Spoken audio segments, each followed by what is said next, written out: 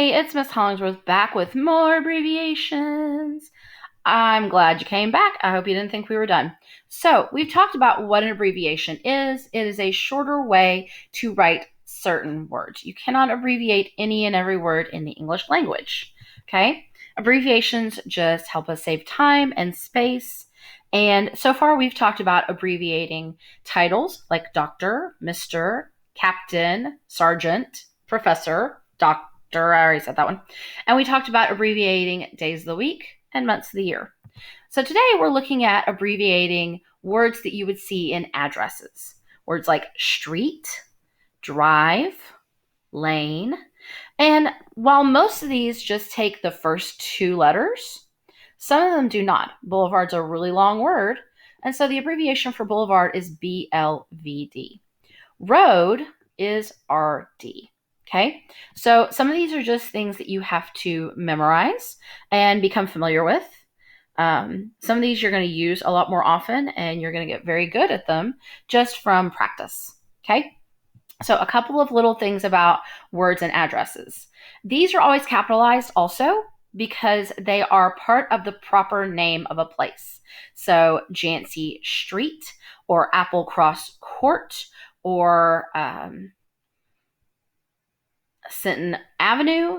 Okay, so those are both parts of the name. They both get a capital letter. However, these words can be used by themselves. Usually you're going to use abbreviations like this when you're writing out the whole address, like on an envelope. But if you use the word by itself in a sentence, like I live on a busy street, you would not abbreviate it there.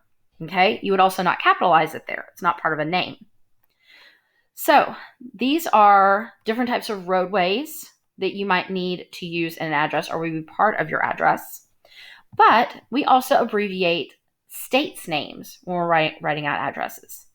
These are just some of the states. I didn't have room to put all 50, but all 50 states are abbreviated just like this with two letters. These are just a few of them. And something funky about states, some of them are really easy. It's the first two letters in the name of the state, like Indiana, IN, Ohio, OH, Florida, FL. However, what do you do when you have two states that start with the same two letters, like Tennessee and Texas? So not every state abbreviation is just first two letters. For Tennessee, the abbreviation is TN. For Texas, it's TX. So keep that in mind and don't just automatically abbreviate a state using the first two letters in its name.